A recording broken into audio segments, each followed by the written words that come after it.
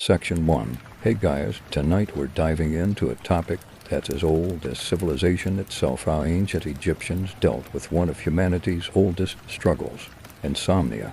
You might think they had no idea about proper sleep hygiene, but guess what? The pharaohs had their own ways of drifting off into dreamland, ways that might actually surprise you. And no, it didn't involve counting sheep. Instead, it was all about the magic of herbs and scents, some of which were considered so powerful they could turn a restless night into a peaceful slumber.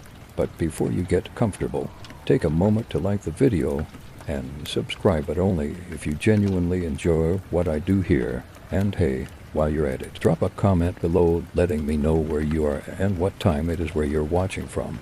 Now, dim the lights, maybe turn on a fan for that soft background hum, and let's ease into tonight's journey together. So let's start with the basics. Imagine it's 3,000 years ago, in the heart of ancient Egypt. You've had a long day. Maybe you've been working in the fields, or perhaps you've just finished attending one of those famous feasts in the grand palace of the pharaoh. But when night falls, your mind races, and no matter how hard you try, you just can't seem to get a good night's sleep. You toss and turn, hoping for some relief, but the hours just keep slipping by. Sound familiar? Well, you're not alone. You see, insomnia wasn't something invented in the 21st century. In fact, insomnia was a major issue for people in ancient Egypt, and their solutions were well, quite interesting. The Egyptians weren't simply lying down, praying for sleep like we might. No, they had some pretty creative ways of handling it, thanks to their extensive knowledge of herbs, oils, and spices. First off, let's talk about frankincense, and no, it's not just for fancy Christmas candles. Frankincense was a staple in Egyptian life, especially when it came to religious rituals and, you guessed it, sleep. This ancient resin, harvested from the boswellia tree, was known for its calming and sedative properties. The Egyptians would burn frankincense in their homes, temples, and even in their royal chambers. The smell wasn't just pleasant. It was believed to have the power to put your mind at ease and help you drift into a peaceful sleep. Imagine this scene.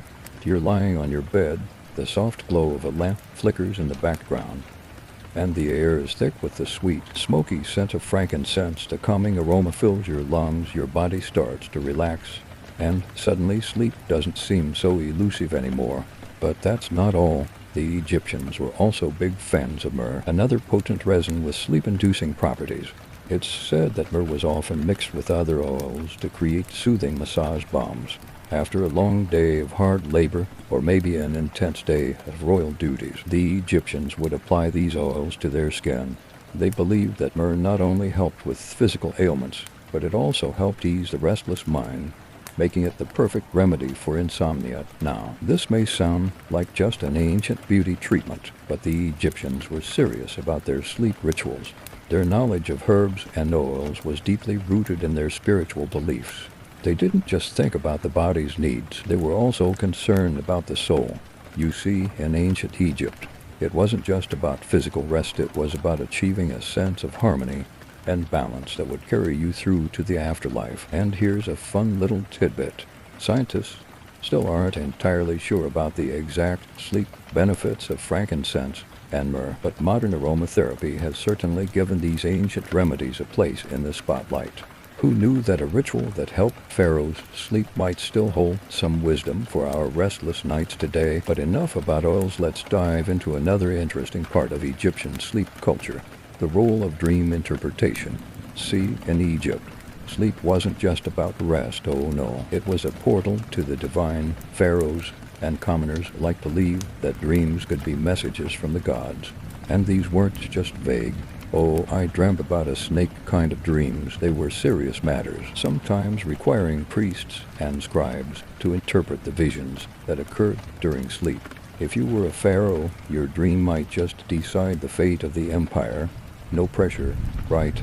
In fact, the Egyptians had entire texts dedicated to interpreting dreams, like the famous dream book of the Remedies. If you had a strange dream about, say, a crocodile chasing you through the Nile, there was an interpretation for that. Your dream wasn't just a random collection of thoughts, it was a message from the gods. Perhaps you needed to prepare for an invasion, or maybe you were about to experience an unexpected windfall of wealth. Who knows?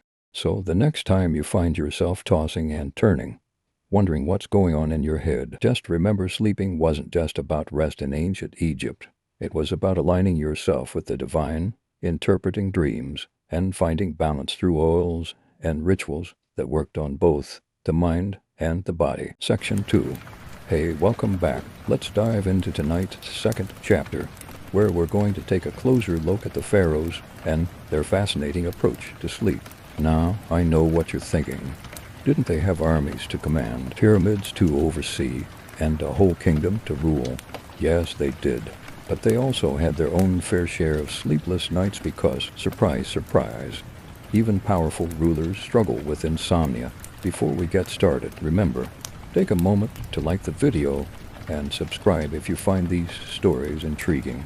And of course, drop a comment below letting me know where you're tuning in from, whether you're in Cairo or sitting in your bedroom halfway around the world. I want to know. All right, now, let's set the stage. Close your eyes for a second and imagine yourself standing in the grand palace of a pharaoh. Perhaps during the reign of Ramses II, the ceilings are so high that they seem to disappear into the sky, and the air smells of sandalwood and, of course, frankincense.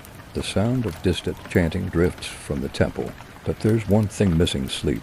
Despite all the riches, the armies, and the glory of his reign, the pharaoh, too, has trouble finding rest. And when the ruler of the land can't sleep, what do you think the rest of the people turn to? Well, it turns out the pharaohs had their own methods for dealing with sleepless nights. They weren't just lying in bed staring at the ceiling, hoping for sleep to come. Oh no. In fact, some pharaohs turned to something that might sound a little odd to us today: ritualistic baths. Now, I know what you're thinking. Baths are nice, but how could they possibly help someone get a good night's sleep? Well, ancient Egyptians believed that water was a purifying force. A ritual bath wasn't just about getting clean. It was about clearing the mind and body of negative energies. These baths often included oils, herbs, and fragrant flowers, just like the ones we talked about in the first chapter. So imagine this. After a long day of courtly duties, the pharaoh would step into a pool of warm water infused with lavender and myrrh. He'd relax, breathe in the soothing scents, and allow his worries to melt away. Now, here's where it gets interesting. Some pharaohs took these baths to the next level by having special attendants mix the waters with magical potions. These potions, made from herbs, spices, and even milk, were thought to possess healing properties. If you were lucky enough to be a royal in ancient Egypt, this was just another part of your nightly routine. No wonder they had so many ways to wind down. They had all the resources at their disposal. But here's the kicker. The ancient Egyptians believed that sleep wasn't just about physical rest, it was a spiritual process. So these nightly rituals were not only meant to help you sleep better, they were also a way to connect with the gods. After all, if you were a pharaoh, your connection to the divine was vital. The better your sleep, the better your chances of receiving guidance from the gods through your dreams, of course. Not every pharaoh had a perfect sleep schedule. Some of them, especially those facing the constant stress of ruling, struggled with insomnia. The tension from battle preparations or the ever-present worrying about betrayal could keep a pharaoh up at night, just like anyone else. That's when the pharaohs might turn to specialist sleep therapists, if you will, who were trained in ancient remedies and rituals. It wasn't just a matter of drinking warm milk or counting sheep. These sleep therapists were well-versed in the power of aromatherapy and herbal remedies. They would prepare special concoctions of oils, incense, and other natural remedies to help their clients sleep. In fact, these ancient sleep specialists might have even advised a pharaoh on the best oils to burn before bedtime, or the most soothing herbs to use in a bath. Imagine a sleep therapist strolling into the royal chamber with a basket full of lavender and frankincense, ready to restore peace to the pharaoh's mind. But let's not forget the divine aspect of sleep. If a pharaoh couldn't sleep, it wasn't just a personal problem, it was seen as a sign of a deeper spiritual imbalance. The gods might be displeased, or there could be unrest in the realm. So the pharaoh's insomnia wasn't just a medical issue, it was a cosmic one. And this belief led to dream divination, a practice where dreams were seen as divine messages that needed to be interpreted by priests and scribes. Could insomnia be a result of the gods trying to send a message? Ancient Egyptians certainly thought so. Interestingly, modern scholars still debate the link between divine intervention and sleep disorders in ancient Egypt. Some argue that it was just a cultural way to explain the stress of ruling an empire, while others think there may have been a genuine spiritual connection between sleep disturbances and divine displeasure. Either way, sleep was never seen as a simple, mundane process in ancient Egypt. It was always tied to something bigger. As you're drifting off tonight, just imagine being a pharaoh, lying in a luxurious bed in a palace made of stone, surrounded by all the riches of the ancient world and still unable to get a peaceful night's sleep. What would you do? Maybe light a little frankincense, take a dip in a soothing bath, and trust that the gods will help you rest, even if you don't fully understand why your mind won't let you sleep. Section 3. Hey guys, welcome back.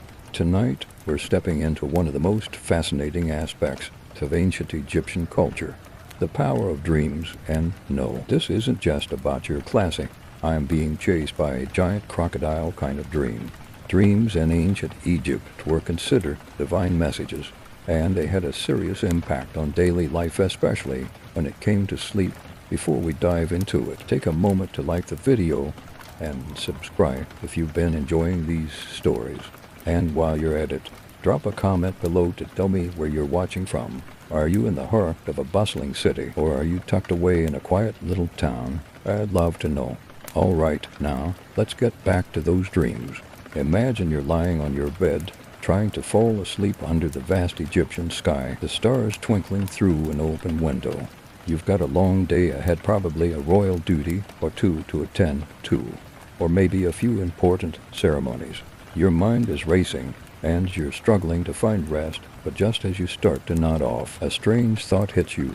What if your dreams are trying to tell you something? After all, in ancient Egypt, dreams weren't just dreams, they were a form of communication with the gods. So, let's set the scene. You're a pharaoh, lucky you, right? You've had your fair share of battles, both on the battlefield and in the royal court. But tonight, you're hoping for some much-needed rest. You lie down, close your eyes, and try to let go of the weight of the kingdom, and then, as you slip into sleep, you dream. But this isn't your average dream. No, this is one of those important dreams, the kind that could change the course of your reign. In ancient Egypt, dreams were believed to hold divine messages. If you were a pharaoh, your dream wasn't just a random collection of thoughts. It was a direct message from the gods, one that might tell you about future victories, potential betrayals, or even the fate of the entire empire. You see, the Egyptians were incredibly spiritual, and they believed that sleep was a bridge between the mortal world and the divine. Dream interpretation was a big deal in ancient Egypt, so big, in fact, that there were entire dream manuals, texts dedicated to decoding the meanings behind dreams. These manuals were often passed down from one generation to the next, and the Egyptians had a very structured approach to interpreting their dreams. Imagine a priest or scribe sitting beside the pharaoh, ready to offer their expert analysis of the night's dream. A snake in your dream, it might symbolize danger or a threat to your kingdom. A vision of the Nile overflowing, that could mean abundance and prosperity. But what if you were just an average citizen, not a powerful pharaoh? Well, the belief in dream interpretation still applied to you. People from all walks of life would seek out dream interpreters who were believed to have the divine wisdom to understand what the gods were trying to say. These dream specialists would listen carefully to the details of your dream, then provide an interpretation based on the symbolism found in their sacred texts. And here's where it gets really cool. Some of these dream interpretations weren't just about predicting the future, they were also about healing. If a person was suffering from insomnia, a dream might be interpreted as a sign of spiritual unrest or imbalance. The dream specialist would then suggest certain remedies, perhaps burning specific incense or using a certain combination of herbs in a bath. In a way, the interpretation of your dreams could help restore your physical and spiritual health.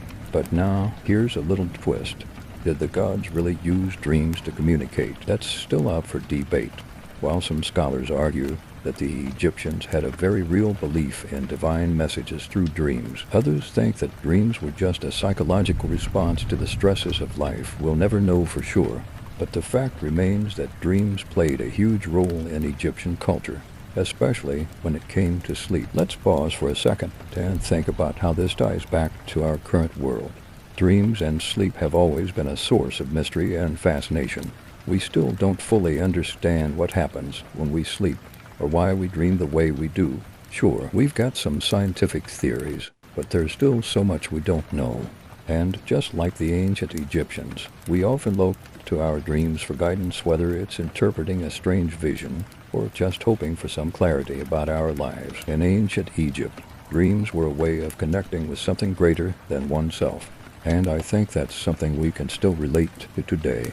Whether you believe in the power of dreams or not, there's something magical about how the mind works while we sleep. It's as if in that vulnerable state, we're able to tap into a deeper understanding of our world. And hey, maybe tonight as you drift off to sleep, you'll have a dream that leaves you with something to think about.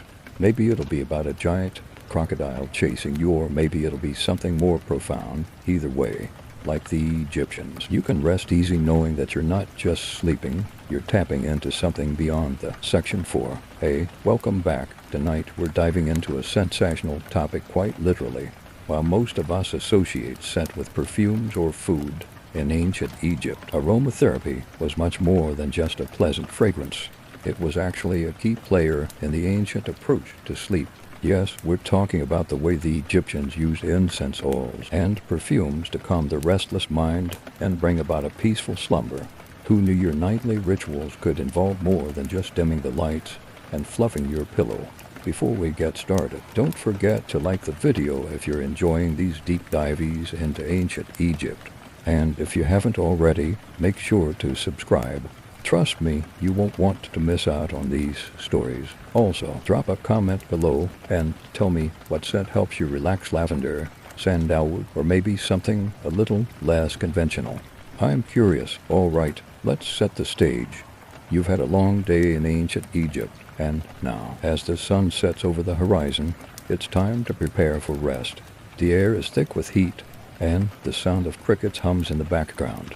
You lie down on your stone bed, but your mind won't stop racing. So what do?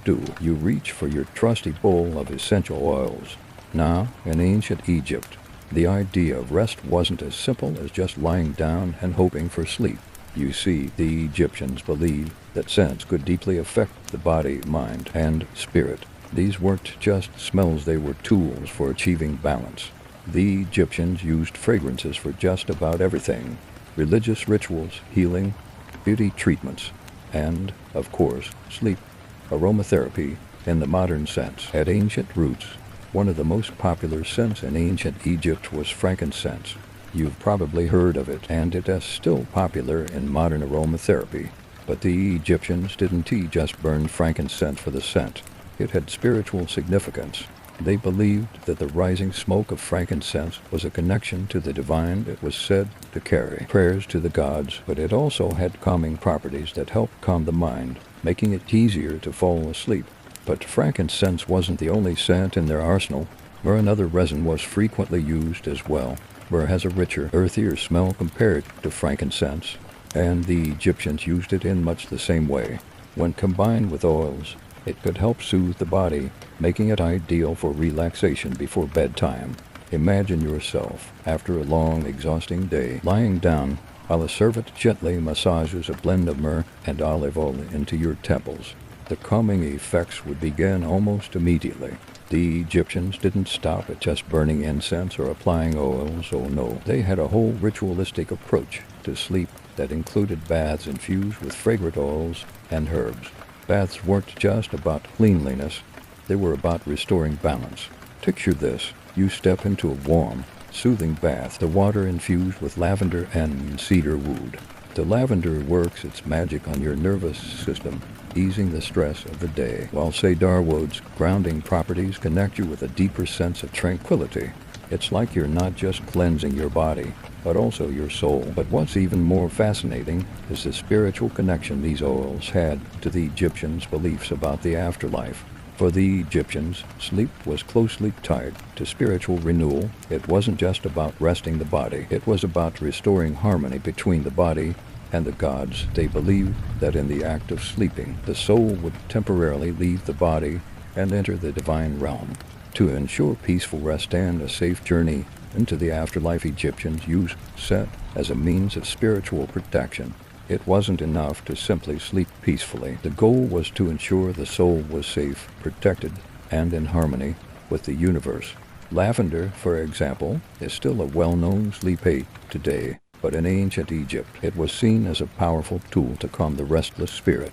The scent of lavender would often be sprinkled on the bed or used in oils massaged onto the skin. It was believed that lavender helped the sleeper relax and protected them from bad dreams, a concern that, interestingly, was shared by the Egyptians just as much as it is by us today.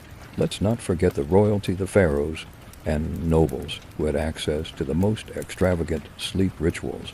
After a busy day of ruling an empire, what better way to unwind than with a private bath infused with the finest oils and a room filled with burning incense?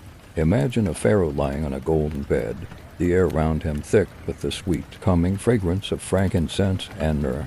After all, the pharaoh was not just a political figure. They were believed to be a divine being who had to maintain their connection with the gods. The pharaohs used aromatherapy not only for personal relaxation, but to stay spiritually aligned. Now, here's an interesting thought. How did the Egyptians know about the power of these scents?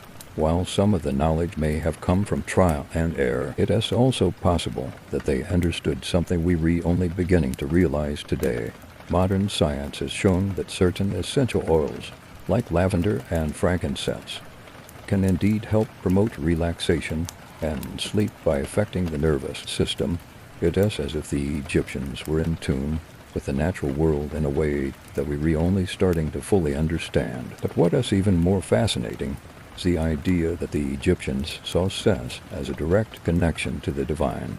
The ritual of burning incense or applying fragrant oils wasn't just about creating a peaceful atmosphere. It was about inviting divine energy into the space and ensuring that the sleeper was protected both physically and spiritually. So next time you struggle to get a good night's sleep, consider the ancient Egyptians' approach. Light some lavender or sandalwood incense, massage some calming oils onto your temples, and take a few deep breaths. You might just feel like you're tapping into something ancient, something sacred, a practice that's been around for thousands of years. And who knows, maybe tonight your dreams will be as peaceful as those of a pharaoh. Just don't expect the gods to intervene with your lost sleep. They were busy dealing with more important things. Section 5. Hey, welcome back. Tonight we're going to explore one of the most intriguing aspects of ancient Egyptian culture, how they used rituals and physical touch to aid in sleep. Now, you might be wondering, how does physical touch relate to sleep? But in ancient Egypt, it wasn't just about slathering on oils and hoping for the best. No, the Egyptians were serious about creating the perfect sleep environment, and this involved a unique combination of rituals, touch, and sensory experiences. But before we dive into this fascinating aspect of sleep culture, take a moment to like the video if you're enjoying this deep dive into ancient Egyptian life. Don't forget to subscribe to There's More History Where That Came From. Also, drop a comment letting me know if you've ever tried any kind of sleep ritual, whether it's aromatherapy, meditation, or something else. I'd love to hear about it. Alright, now picture yourself once again in the grand palace of an Egyptian pharaoh. The room is softly lit by flickering torches, and the air is filled with the soothing scent of frankincense and myrrh. After a long day of royal duties, the pharaoh is ready for rest. But there's one thing left to do: prepare the body and mind for sleep. The servants have already prepared the bath, and now it's time for one last crucial step: the art of physical touch. In ancient Egypt, touch was seen as a form of healing, not just for the body, but for the mind and spirit as well. The Egyptians believed that massage and physical contact could bring balance and restore harmony. A skilled therapist might gently massage essential oils into the pharaoh's skin, ease muscle tension, and calm the nervous system. After all, ruling an empire wasn't exactly stress-free. so relaxation was key for both physical recovery and mental clarity. But it wasn't just about physical relaxation. The Egyptians believed that touch could also influence a person's spiritual well-being. In their worldview, everything both physical and spiritual needed to be in balance, especially before sleep. So, the pharaoh's nightly ritual often involved a series of ritualistic touches, from massages to anointing the body with oils and perfumes. The massage itself wasn't just a form of physical therapy, it was a spiritual practice. The therapist might apply gentle pressure to certain points in the body, believed to help release blocked energy and promote spiritual flow. This practice, which has parallels to modern-day techniques like acupressure and reflexology, was designed to make the body feel light and free, helping to pave the way for restful sleep. The Egyptians were keenly aware that if the body was tense or burdened, it could prevent sleep, and they had a solution for that. Now, here's something that's kind of surprising. Modern science actually supports what the Egyptians believed about the power of touch. Studies have shown that massage can indeed help reduce stress and anxiety, which in turn can improve sleep quality. So, while the Egyptians didn't have the benefit of modern sleep studies, they were onto something by using touch as a way to prepare for a peaceful night's sleep. But the physical touch didn't stop with massages. The Egyptians also used bathing rituals to promote sleep. As we discussed in earlier chapters, bathing was a major part of Egyptian life. But when it came to sleep, it was more than just a way to wash off the day's dirt. It was about restoring balance and preparing the body for rest. The use of warm, soothing baths infused with oils, herbs, and even milk helped relax the muscles and calm the mind. Think of it like the ancient version of a luxury spa treatment designed specifically for sleep. Interestingly, milk baths were a favorite of many pharaohs and nobles. Cleopatra, in particular, was famous for her milk baths, believing that the lactic acid helped soften the skin and promote overall relaxation. But the Egyptians weren't just looking to soften their skin. They understood that a relaxed body was essential for achieving deep sleep. In fact, they believed that milk, along with other healing herbs, had the power to not only nourish the body, but also calm the nervous system, making it easier to fall asleep. And let's not forget that in addition to these physical rituals, the Egyptians also had spiritual rituals that complemented their sleep routines. As we've touched on before, the Egyptians believed that sleep wasn't just about resting the body, it was about maintaining harmony between the physical and spiritual realms. A pharaoh's nightly sleep ritual could include a series of prayers or invocations, calling on the gods to protect them while they slept and ensuring that their soul would return safely from the dream world. So imagine it. After a soothing massage, a warm milk-infused bath, and the sweet, calming scent of lavender and frankincense in the air, you'd probably feel pretty relaxed, too. The Egyptians didn't just rely on one technique, they created a whole experience designed to bring you into a deep state of rest. And the best part, this ritual wasn't just for the pharaohs. Even common people could access these practices, though on a much smaller scale. You didn't need to be royalty to enjoy a bit of relaxation before sleep in ancient Egypt. You just needed to know the right oils and herbs to use. Now, let's get into a bit of a debate. Did the Egyptians truly understand the therapeutic effects of these rituals? Well, historians and researchers are still not fully sure. Some believe that the Egyptians just got lucky with their choice of oils and herbs, while others argue that they had an intricate knowledge of how the body responds to certain scents, touch, and rituals. Scholars still debate whether they had a deep understanding of human physiology or if these practices were more based on intuition and tradition. Either way, it's clear that these practices help Egyptians achieve better sleep and maintain balance in their lives. So the next time you find yourself tossing and turning, remember the ancient Egyptians. Maybe a bit of soothing massage, a warm bath, or even just the right scent could be the key to your own peaceful slumber. Who knows, perhaps these old rituals hold more wisdom than we realize. Section 6. Hey, welcome back. Tonight we're diving into something truly fascinating, the connection between sleep and the afterlife in ancient Egypt.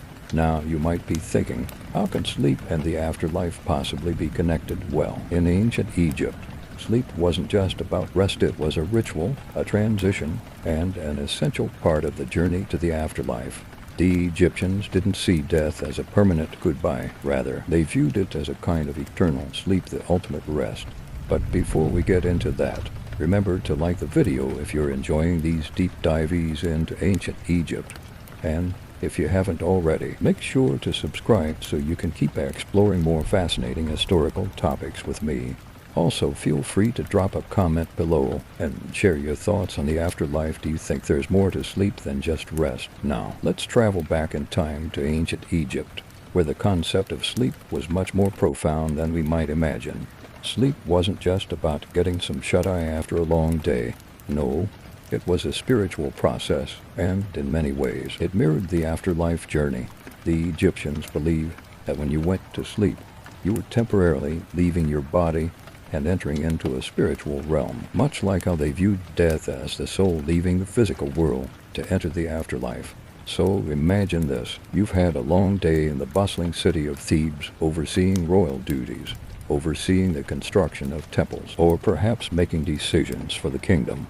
As the sun sets and you prepare for bed, you don't just collapse into sleep.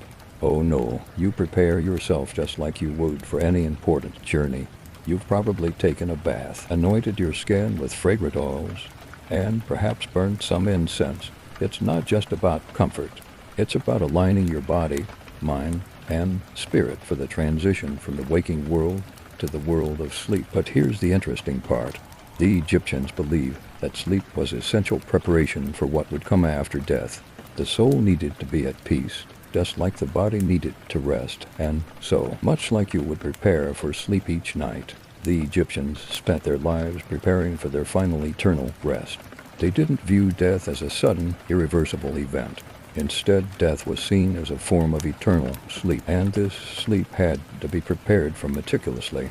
One of the most famous practices in Egyptian funerary customs was mummification.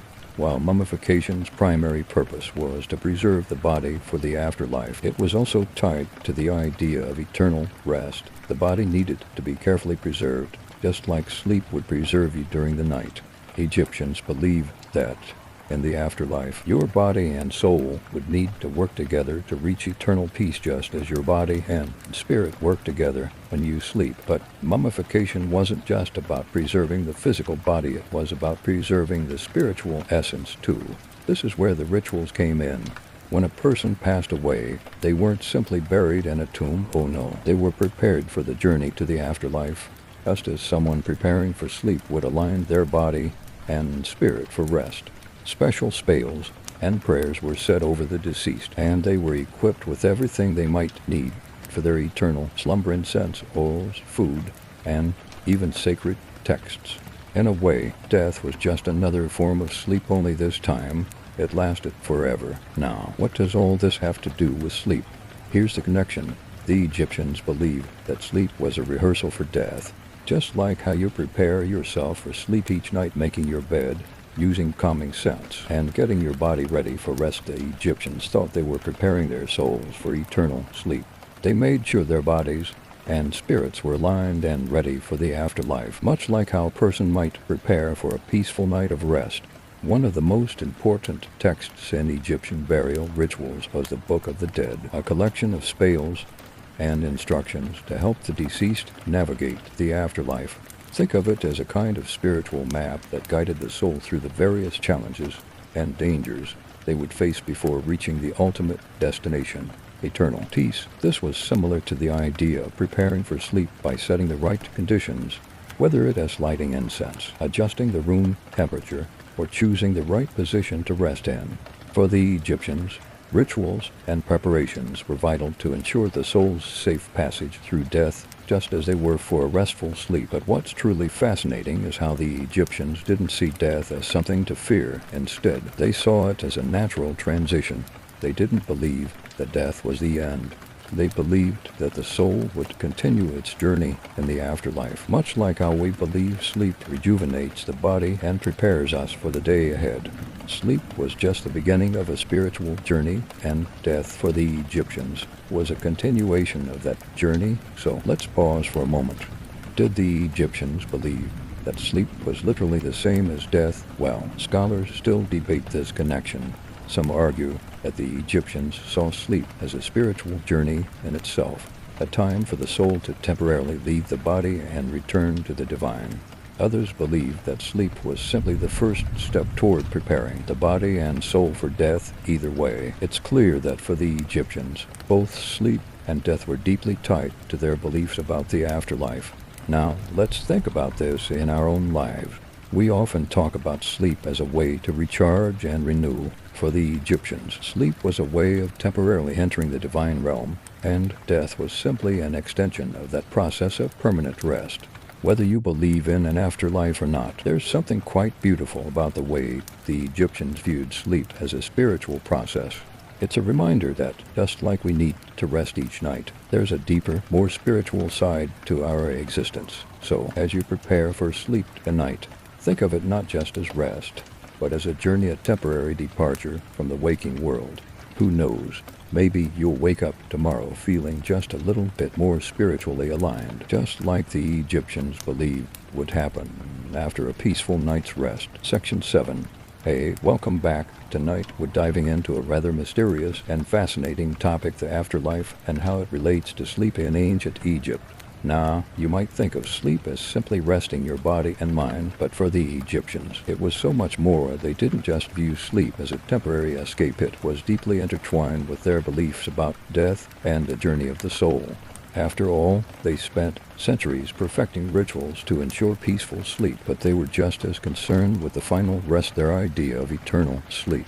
But before we get into that, remember to like the video if you're enjoying these deep dives into ancient history. And don't forget to subscribe. Also, drop a comment below and tell me your thoughts on the afterlife, whether you believe in it or think it's just a cool concept for ancient civilizations. I'd love to hear your perspective. Now, let's travel back in time to ancient Egypt. The pharaohs, kings, and queens of Egypt weren't just focused on sleep as a way to recover from a long day. They were equally concerned with how they would rest forever. After all, sleep in Egyptian culture wasn't just about physical rest. It was a bridge to the afterlife, a state of eternal rest that required as much preparation as their daily lives did. So, picture this. You're a high-ranking official in ancient Egypt, living in the grand city of Thebes or the Nile-side splendor of Memphis. You've gone through your daily rituals, burned incense, bathed in scented oils, and received a gentle massage to unwind. You've done everything right to ensure that tonight you'll sleep well. But while sleep is important for your body's renewal, you are also thinking about something else. How will you rest once you've passed from this world? In ancient Egypt, the afterlife wasn't just a distant mystery. It was something that had to be prepared for during life. Egyptians believed in a complex journey after death, where the soul would pass through various trials to reach eternal life. And this journey was very much like sleep, a transition from the world of the living to the realm of the divine. The dead weren't simply buried and forgotten. No, the soul of the deceased had to be properly equipped for the journey, just as a sleeper prepares for rest. One of the most famous practices in Egyptian afterlife rituals was mummification, a process that was meant to preserve the body for the journey ahead. But mummification was just one part of the puzzle. The soul of the deceased would also need the guidance of spells and rituals to help it navigate the afterlife. The Egyptians had an entire set of sacred texts called the Book of the Dead, which contained instructions on how to survive in the afterlife.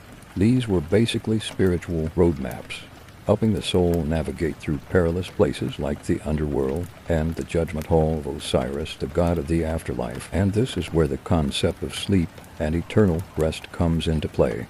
Just as people took steps during life to prepare for sleep each night through rituals, rest, and spiritual alignment, they also prepared for their eternal rest through careful planning and ritual. The same incense, oils, and perfumes used to soothe the body at night were also used in the burial process. The dead were anointed with fragrant oils to keep their spiritual essence intact, ensuring that the body would stay pure for the afterlife. The Egyptians also believed that once a person passed away, they entered into a state of eternal sleep. But unlike modern sleep, This wasn't a time for dreams or restlessness, no. This was permanent peace and everlasting slumber, where the deceased would be free from the worries of the living world. The journey to this peaceful state required the soul to face challenges, but once it succeeded, the soul would be able to join the gods and live in eternal bliss. Think of it as the ultimate form of sleep, a peaceful, never-ending rest, free from the stress, struggles, and noise of the physical world. But here's where it gets really interesting. Sleep and death were seen as similar transitions in ancient Egypt. Both were states of departure from the physical realm and entry into a new, unknown existence. The rituals performed to prepare the living for sleep mirror the ones done to prepare the dead for their eternal rest. Incense oils, special foods, and prayers were all part of the process, just as they were used to aid sleep. They were believed to help the soul transition into the afterlife smoothly. In fact, some scholars argue that the Egyptians' reverence for sleep and death was tied together in a deeply spiritual way. They saw death as the ultimate form of rest, but it required proper preparation, just like any good night's sleep. You didn't just fall into sleep or death unprepared. You had to align your body, mind, and spirit to ensure a smooth transition. Now, here's the kicker. Modern scholars still debate the connection between sleep and the afterlife in ancient Egypt. Some argue that the rituals were strictly practical, meant to ensure the preservation of the body and soul for an afterlife. Others believe that the Egyptians had a deeply philosophical view of sleep, that they truly believed it was the precursor to death, and that the two states were closely linked. This connection might have made sleep seem like a form of rehearsal for death, where one prepared both physically and spiritually for the ultimate rest. So the next time you lay down to sleep, remember, you're not just giving your body rest. You might be preparing for something bigger, whether that's a deep spiritual connection or, in the case of the Egyptians, a transition to eternal rest. In a way, sleep is a reminder that our journey is just as much about the spiritual realm as it is about the physical one. And who knows, maybe, just maybe, sleep is the closest we'll ever get to experiencing the afterlife. At least for now. Section 8. Hey, welcome back. Tonight we're diving into something that blends mystery with wisdom. The healing power of rituals and magic in ancient Egypt, especially when it came to sleep. Now you might be thinking, magic and sleep rituals. Oh, absolutely. The Egyptians didn't just rely on the natural world for their sleep aids. They also had a rich tradition of rituals, charms, and magic that they believed could help soothe the mind and body, ensuring a peaceful slumber. In their view, sleep wasn't just about physical rest, it was a spiritual experience that required the assistance of supernatural forces. Before we get started, remember to like the video if you've been enjoying this exploration into ancient Egyptian culture, and subscribe if you haven't yet. Also, drop a comment below and let me know what kind of rituals or methods you use to help you sleep. I'm curious to hear what works for you. All right, now let's imagine we're in the heart of ancient Egypt, maybe in a bustling city like Thebes or the majestic ruins of Luxor. It's nighttime, and the heat of the day has subsided. You've prepared your body for rest, a warm bath, scented oils, and perhaps a little light incense. But sleep still doesn't come easily. After all, there's more to sleep than just getting comfortable in bed, right? In ancient Egypt, when sleep didn't come easily, they didn't just accept it. They called upon magic, a force they believed could be used to influence not just physical health, but spiritual and mental well-being as well. Magic in ancient Egypt wasn't just about casting spells or summoning gods. It was about aligning yourself with the natural and spiritual forces around you. Magic was part of the everyday fabric of Egyptian life, and it was no surprise that they believed magic could help induce restful sleep and even protect against nightmares or restless spirits. Imagine you're an Egyptian healer or priest, skilled in the ancient arts. A client comes to you troubled by insomnia, tormented by bad dreams, or perhaps fearing the evil spirits that may be lurking as they sleep. They seek your help, so what do? Well, you don't just offer them a cup of herbal tea. Oh no, you prepare a ritual, one that might involve chanting, the use of sacred oils, and perhaps even a few magical amulets designed to protect the sleeper from spiritual harm. One of the most common forms of magical protection was the use of amulets, small charms, or tokens believed to have supernatural powers. These amulets were often worn while sleeping, thought to ward off harmful spirits or negative energies that could disturb a person's rest. In fact, the Egyptians had a wealth of symbols associated with sleep and protection. The scarab beetle, for example, was a powerful symbol in Egyptian culture, associated with rebirth, transformation, and protection. A scarab amulet placed near the bed was believed to keep evil spirits at bay and ensure a peaceful, uninterrupted sleep. But it wasn't just amulets that were used. The Egyptians also wrote magical spells to aid sleep. These spells were often inscribed on pieces of papyrus or carved into walls, and they were designed to protect the sleeper from night terrors or restless spirits. One of the most famous spells in ancient Egypt was the spell for the sleeper, a magical incantation that was said to ensure the person sleeping would not be disturbed by demons or otherworldly forces. The Egyptians believed that sleep was a time when the soul was vulnerable, so these spells acted as a safeguard, offering the soul protection as it wandered through the dream world. These spells often invoked the gods of protection, such as Bes, the god of home and childbirth, who was also believed to ward off evil spirits and protect people during sleep. Bes was often depicted as a small, dwarf-like figure with a mischievous smile, and he was often shown in amulets or charms placed in the bedroom. Egyptians believed that Bes could keep the sleeper safe, ensuring that no evil spirit could disturb their rest. In addition to protective spells and amulets, the Egyptians also practiced rituals designed to ensure a peaceful night's sleep. These rituals involved the use of herbal mixtures, often including calming herbs like thyme and lavender, which were believed to soothe the body and mind. These herbs could be burned as incense or used in baths before sleep. The ritual of creating a calm environment was not only for physical relaxation, but also to create a space where the soul could rest peacefully without fear of intrusion from the spiritual realm. But what's even more intriguing is that these magical practices weren't just for commoners. Pharaohs, too, would consult with priests and healers, seeking guidance on how to ensure that they could rest without the interference of evil spirits. Even the most powerful rulers were not immune to the fear of spiritual disturbances during sleep. A pharaoh might seek the help of a high priest who would perform an elaborate ritual to ensure that the ruler's sleep was peaceful and undisturbed. One of the fascinating things about these rituals is that they show just how deeply the Egyptians believed in the connection between the physical and the spiritual worlds. To them, sleep wasn't just about getting enough rest for the body. It was about ensuring the soul's journey into the spiritual realm was safe and undisturbed. Just like how we might take steps today to create the perfect sleep environment, whether it is dimming the lights, setting the right temperature, or using calming music, the Egyptians used rituals and magic to ensure their sleep was spiritually and physically restorative. Now, let's pause for a second. Did these magical practices really work? Well, we'll never know for sure, but what we can say is that the belief in magic provided a deep sense of comfort and control for the Egyptians. The act of performing a ritual, invoking gods and spells, and using protective amulets likely gave them a sense of peace, knowing that they were doing everything they could to ensure a restful night. It was all about belief, and in a culture so deeply tied to the spiritual realm, that belief was as powerful as any potion or charm. So the next time you find yourself struggling to sleep, remember the ancient Egyptians.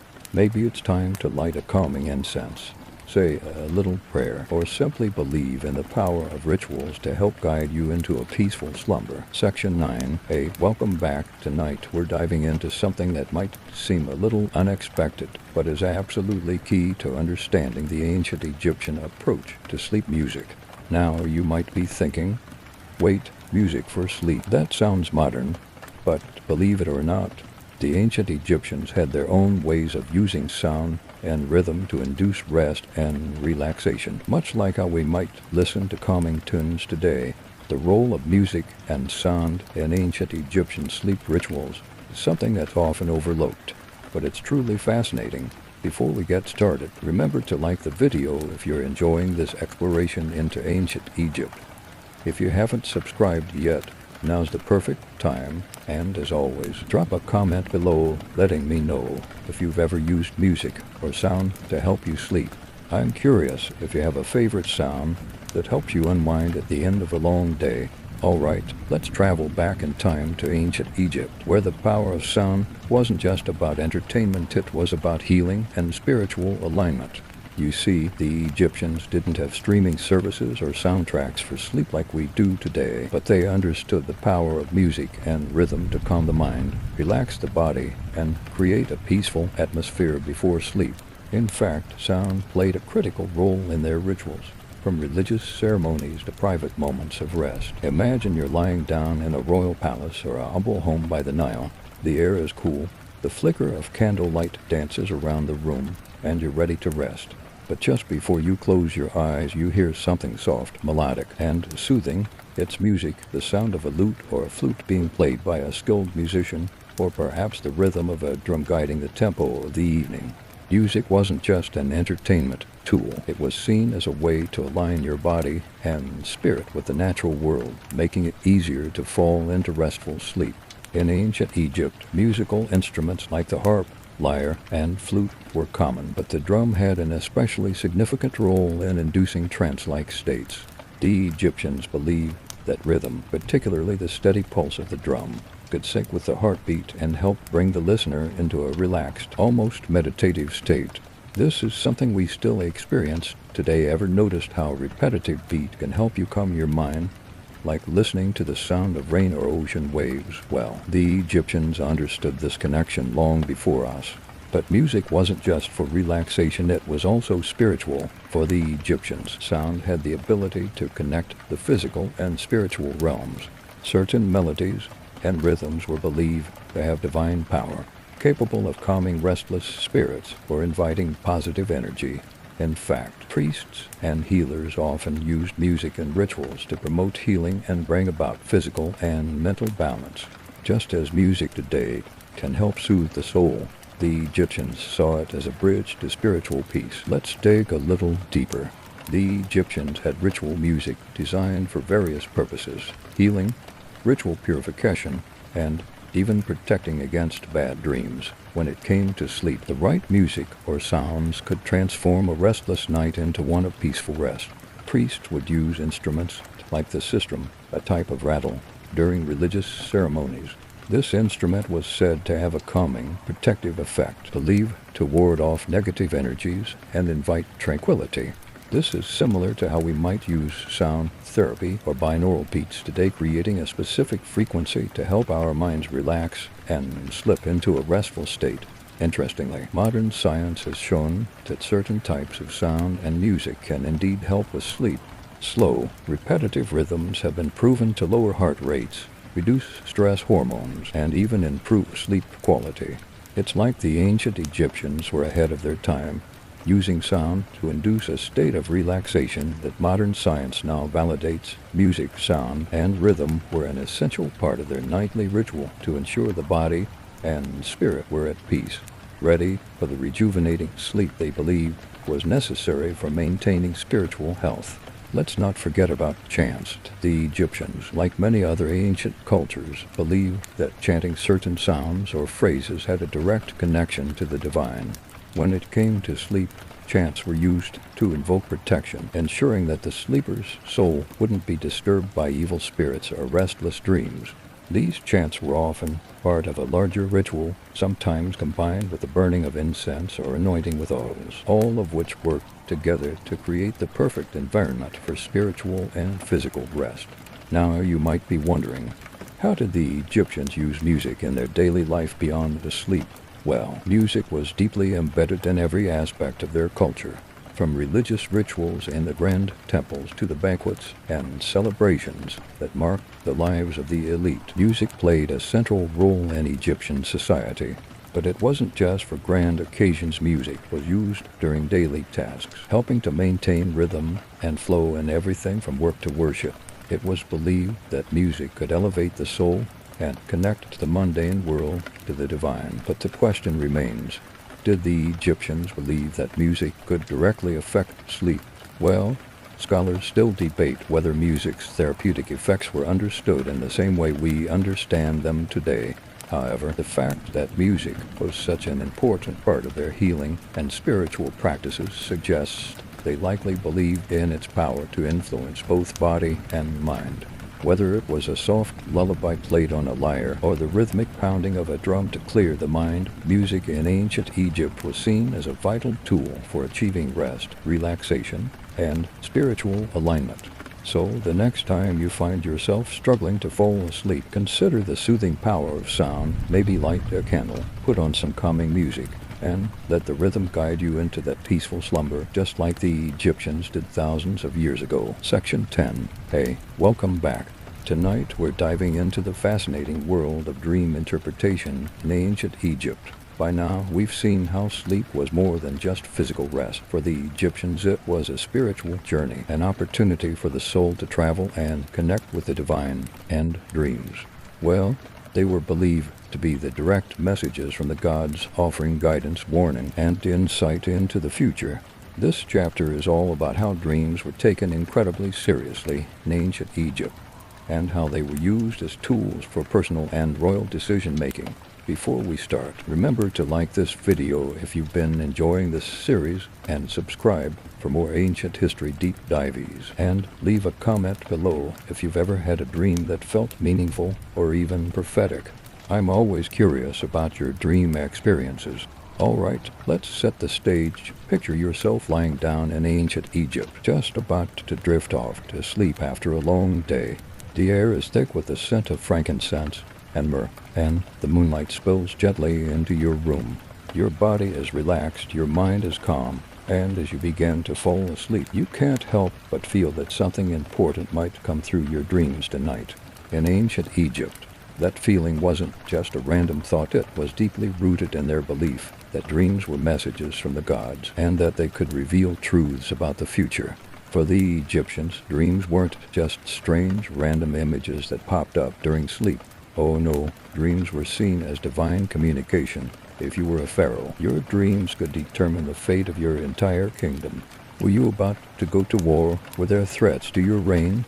Maybe you dream of an overflowing Nile. Was that a sign of prosperity or danger? Dreams were seen as an opportunity to receive guidance from the gods, and interpreting them correctly could be the difference between success and failure. But it wasn't just the pharaohs who believed in the significance of dreams.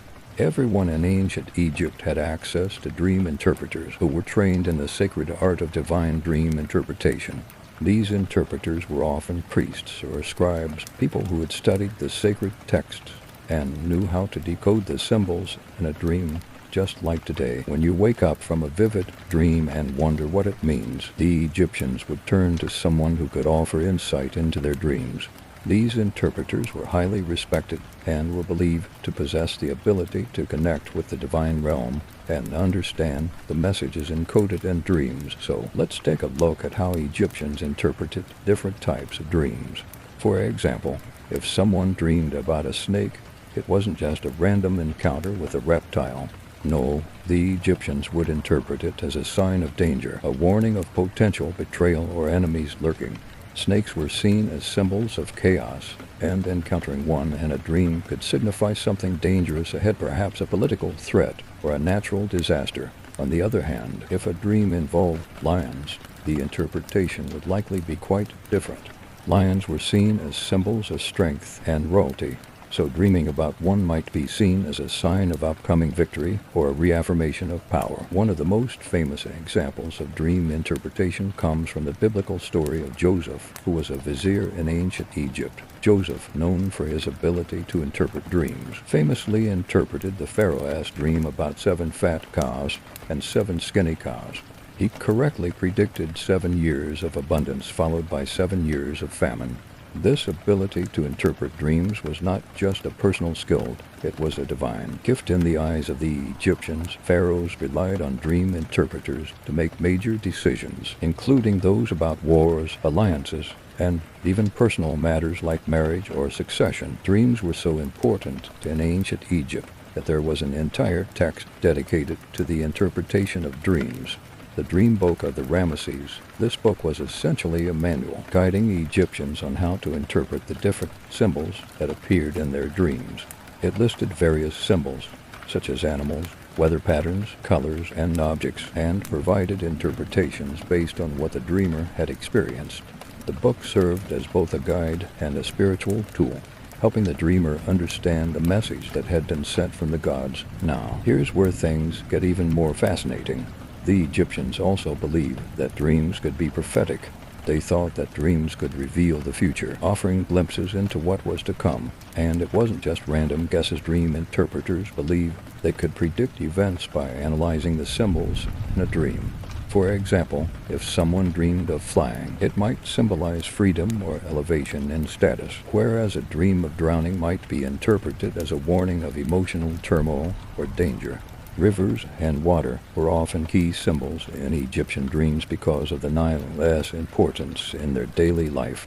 Dreaming of the Nile overflowing might indicate a great abundance or prosperity, while a dried-up river could signify misfortune or drought. But how accurate were these interpretations? Scholars still debate whether the Egyptians truly believed their dreams were messages from the gods, or if they simply used them as a way to reflect on their own concerns and anxieties. Some believe that dream interpretation was deeply spiritual and based on divine knowledge, while others think it was more of a psychological tool, a way to understand the deeper, hidden parts of the mind. Either way, the significance of dreams in Egyptian culture cannot be denied. They were seen as divinely charged, and their interpretation was an essential part of Egyptian life. So the next time you wake up from a strange dream, think back to how the Egyptians might have interpreted it. Could it be a message from the gods, a warning about something in your future, or perhaps, like the Egyptians believed, it's your soul's way of communicating with the divine? No matter what you believe, it's clear that for the Egyptians, dreams were an essential part of their understanding of the world and one of the most important tools for ensuring peace, prosperity, and success. Section 11. The scent clings to you as you wander through narrow streets, until you stumble upon a workshop glowing faintly with firelight. The sound of chisels and the smell of hot resin spill into the night. Inside, a group of craftsmen are bent over small clay molds. At first, you think they're making toys, or maybe tiny bricks for some child's game. But no, these are incense bricks, little cubes of pressed herbs and resins meant to smolder all night long. You lean in closer, and the aroma hits you sharp myrrh, sweet honey, woody cedar, all mashed into one compact block. It's basically the ancient version of a scented candle, except without the candle part, or the modern fire safety. One artisan proudly explains how the bricks are dried under the Egyptian sun, then burned slowly to perfume a whole room. You imagine lying in a mud brick house, windows cracked open to the desert air, while one of these little cubes hisses in the corner. The smoke swirls and settles, making the walls themselves feel like they're humming you to sleep.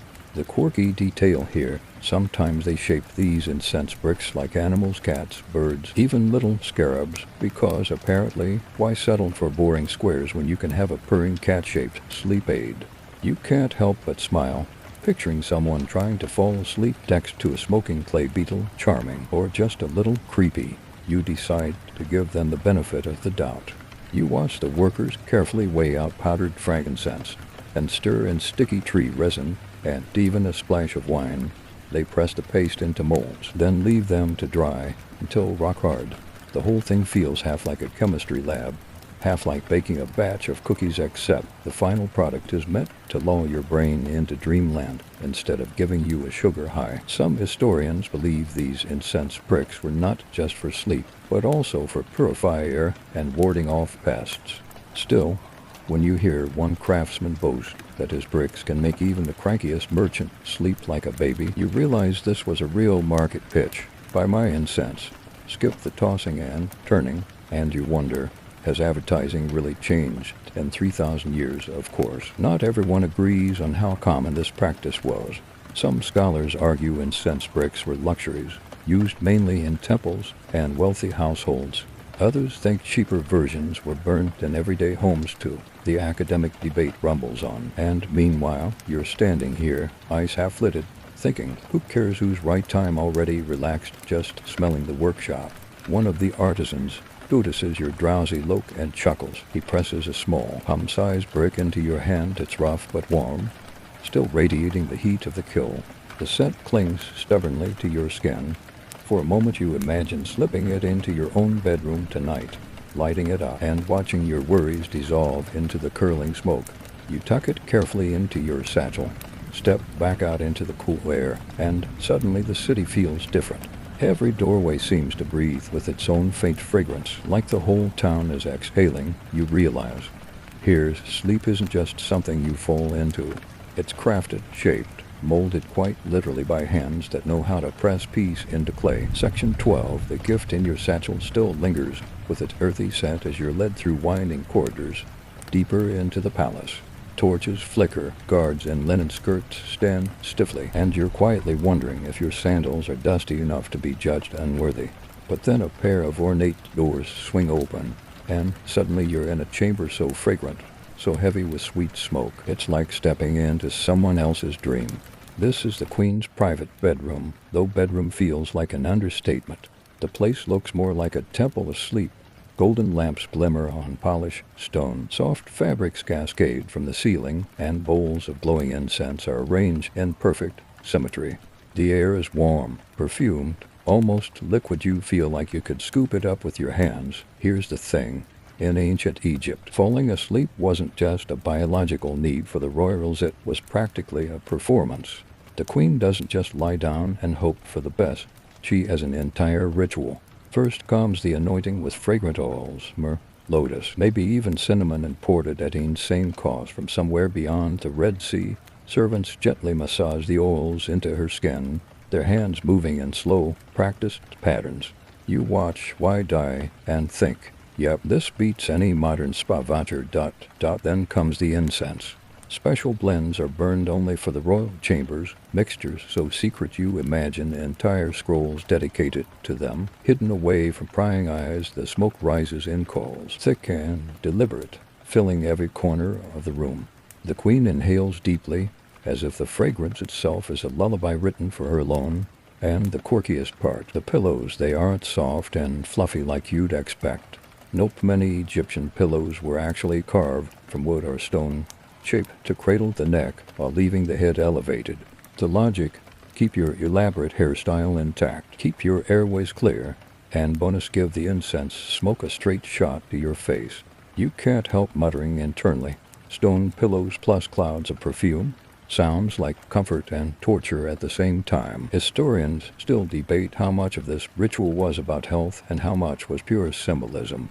Was the Queen really drifting off because of the soothing chemical compounds in the oils and incense, or was she simply lulled by the sheer pomp and certainty of it all, the belief that with gods watching and servants tending, her sleep had to be peaceful?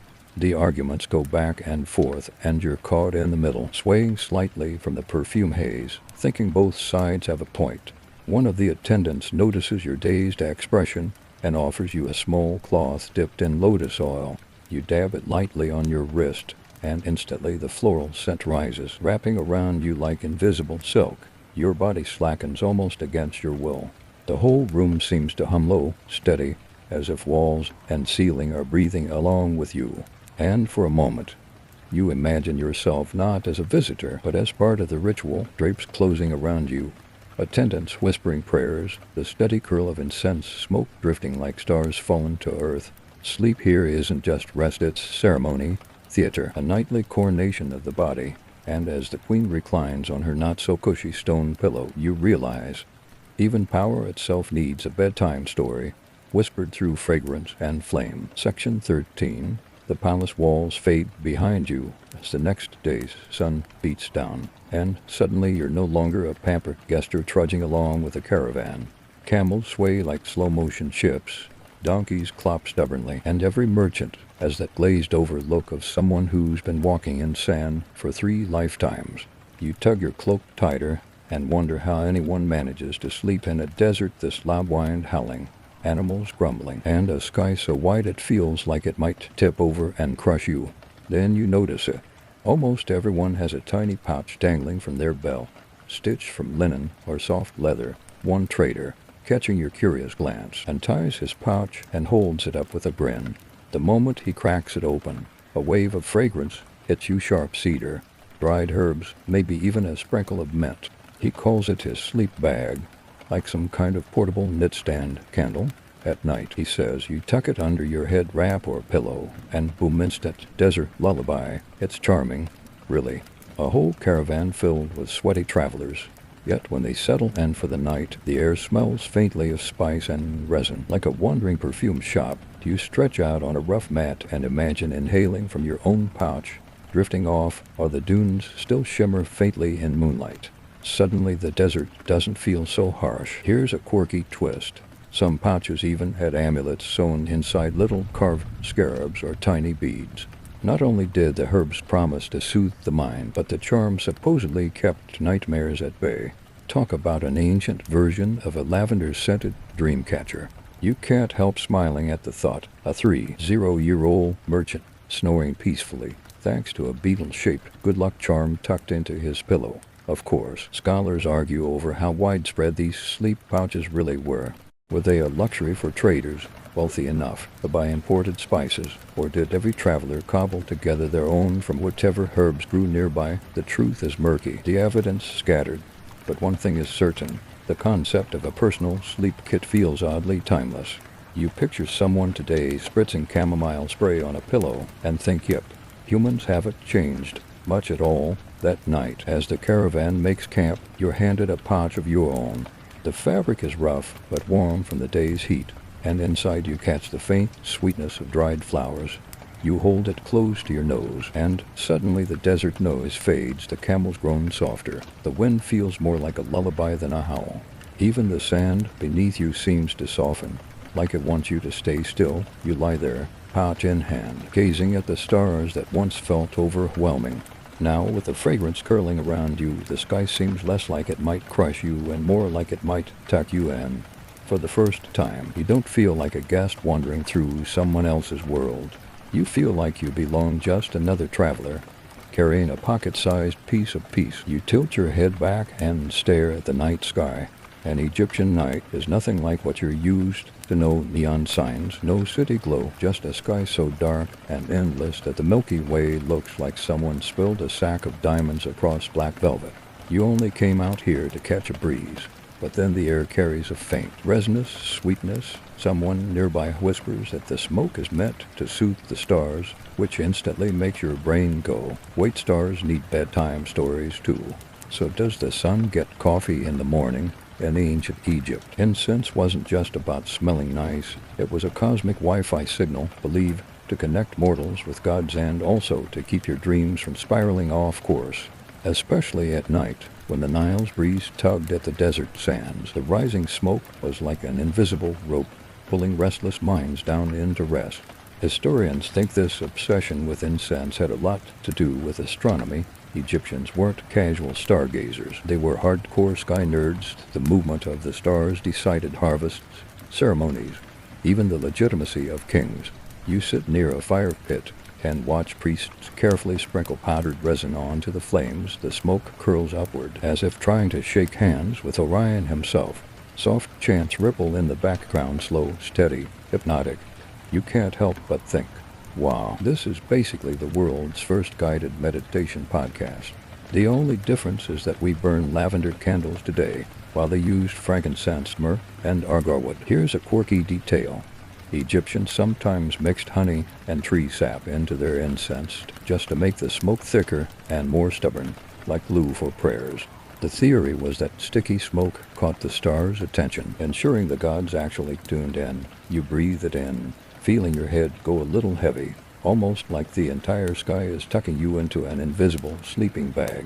Still, a tiny voice in your brain mutters, am I being spiritually comforted or just mildly oxygen deprived? And yes, the scholars are still arguing about this. Some say incense was purely symbolic, more ritual than remedy.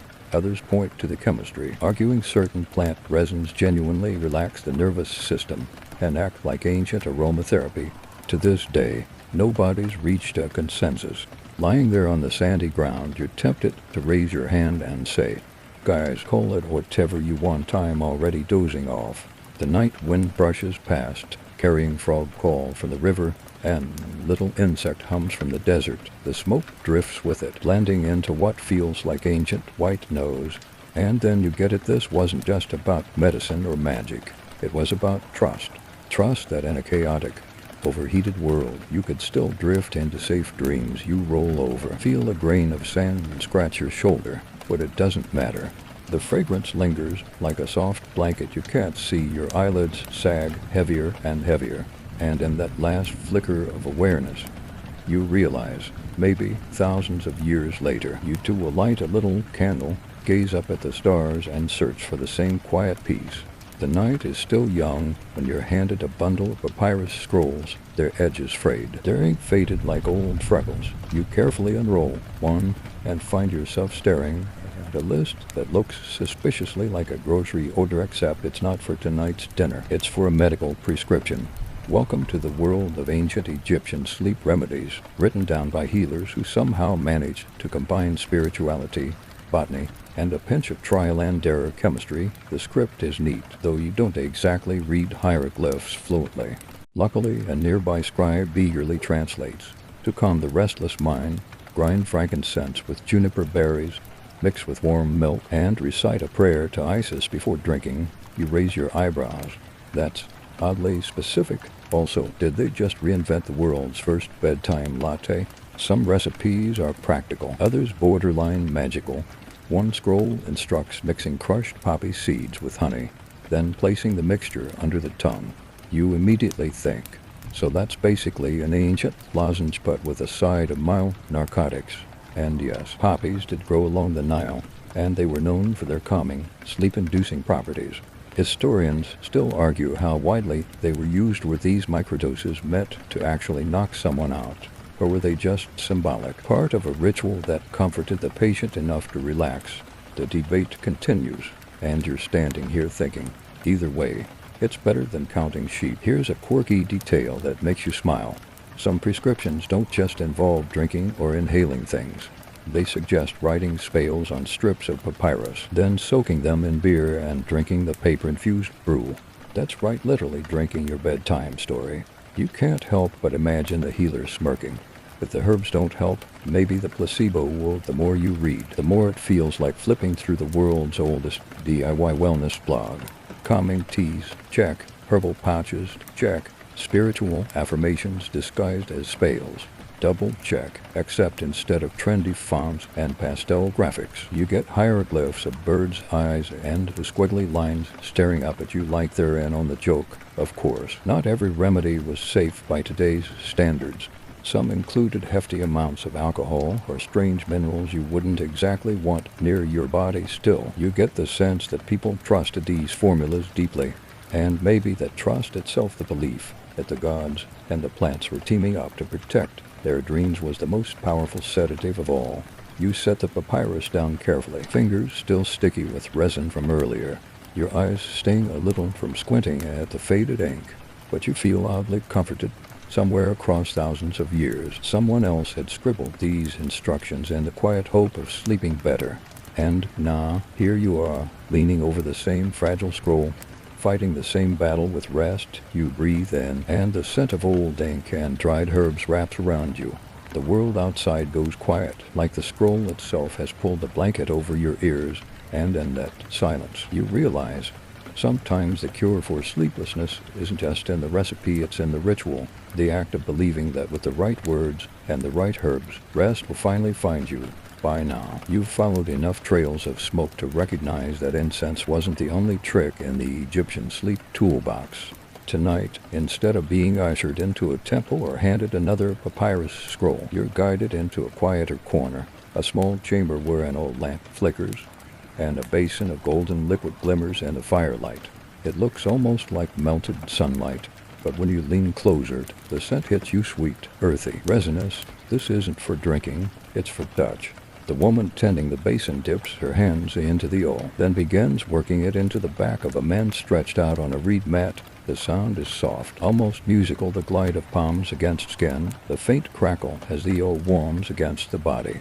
You realize you're witnessing one of Egypt's most underrated luxuries, the massage, except here. It's not just about soothing sore muscles after hauling bricks or trudging through sand. It's a whole-body invitation to sleep. The recipe is clever. Base oils pressed from moringa or castor seeds, blended with drops of myrrh or cinnamon, sometimes even lotus flower essence, reserved for the wealthy. As the mixture soaks into skin, the aroma lifts into the air, wrapping everyone nearby in a haze of calm. You inhale and feel your shoulders loosen almost immediately. A small part of you wants to lie down right there and ask for a turn, and here's the quirky detail. Oils weren't only poured by hand. In wealthier households, servants sometimes used carved alabaster jars with narrow spouts, dribbling the liquid in slow streams along the spine, almost like ancient aromatherapy gadgets. You picture one of those marble Instagrammed diffusers people rave about today, then realize no, the Egyptians got there first. Historians still debate the exact purpose of these massages. Were they genuinely medicinal, meant to ease insomnia and relax tense bodies, or were they ritual acts, another way of aligning the body with cosmic order? Some argue both were true, that the line between medicine and spirituality was never drawn in the first place. You nod to yourself.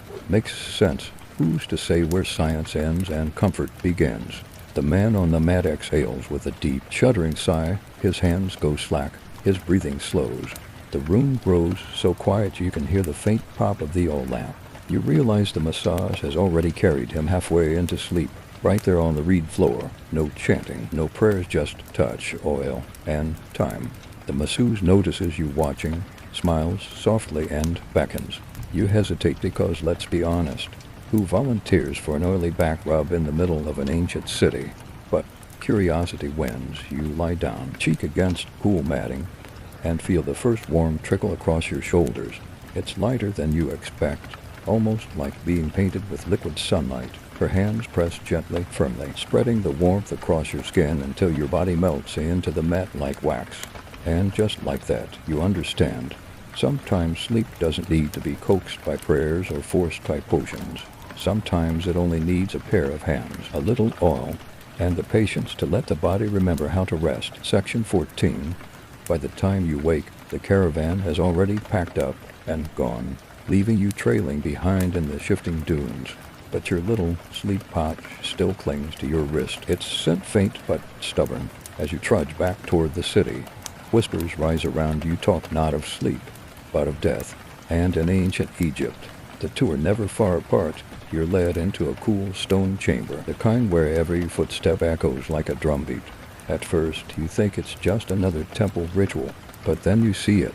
Rows of clay jars, bundles of herbs, and priests carefully grinding resins with the solemnity of surgeons. The scent is thick, both soothing and a little unsettling. You realize you've stumbled into the place where incense isn't only for bedtime, it's also for the long sleep, the eternal one. Here's the connection. The Egyptians believed that just as fragrant smoke could coax you into nightly rest, it could also guide the soul into its eternal rest. Funerary rites involved massive amounts of incense, frankincense, myrrh, and exotic imports burned so heavily the entire chamber shimmered with haze. For the living, it meant purification and solemnity. For the dead, it meant a safe passage, a cosmic lullaby carrying them past the threshold. The quirky fact, some embalming recipes even call for stuffing the body cavities with aromatic spices. Think cinnamon, juniper, even dried mint. On one hand, practical, since strong herbs masked less pleasant realities. On the other hand, deeply symbolic, turning the body itself into a kind of perfumed vessel, ready for eternity. You can't help but think. Eternal rest suddenly sounds like lying down in the world's most over-scented spa, but historians still debate how much of this was medicinal science versus pure symbolism.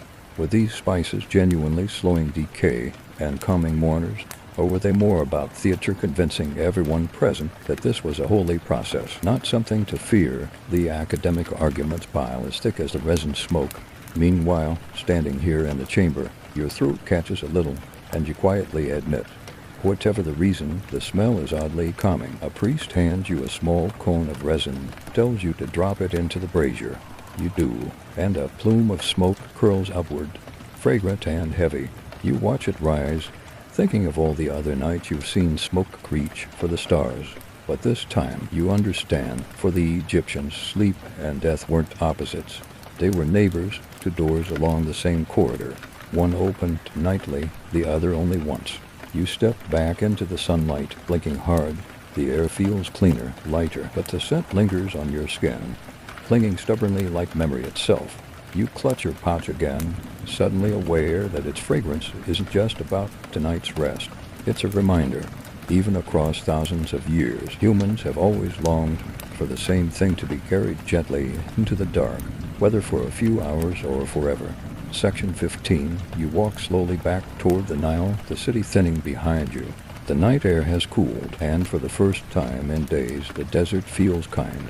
In your satchel, the incense brick presses against your side, and in your hand, the sleep pouch gives off its fading sweetness. Yet it's not the objects themselves that soothe you, it's the memory of every moment they carried. A faint smoke drifts from a distant window, maybe from another family burning a small cone of resin. It curls upward, steady and patient, like a quiet echo of all the nights you've spent following these scents. You inhale, and suddenly the whole journey returns at once.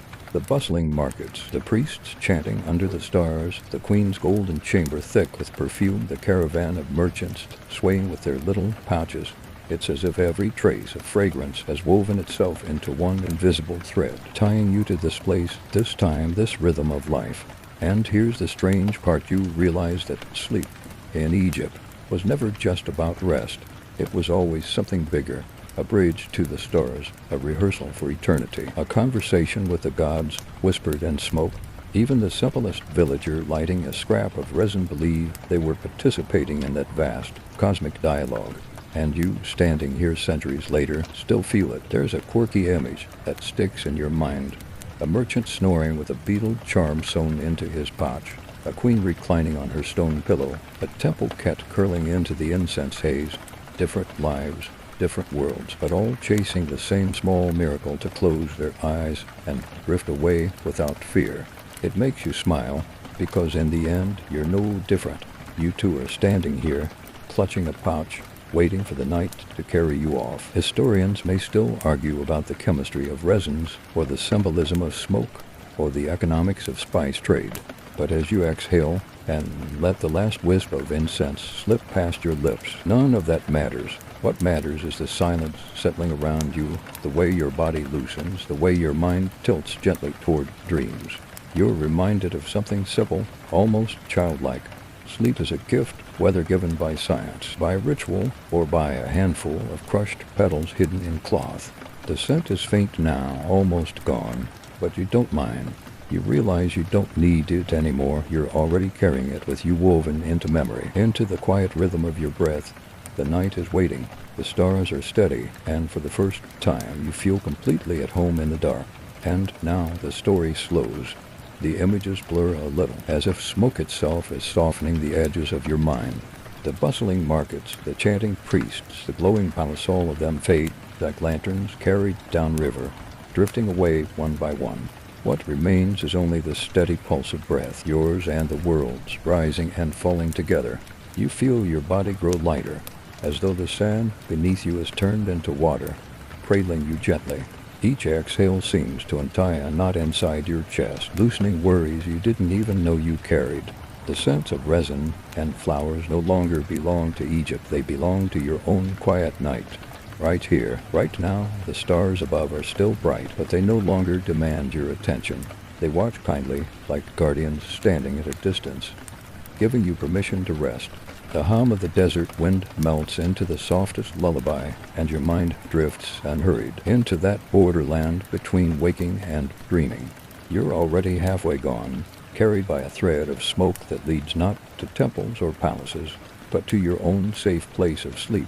And as you let go, you realize this journey was never about history alone. It was about finding a piece of calm that has belonged to humans since the very beginning. So now, rest. Let the night keep you.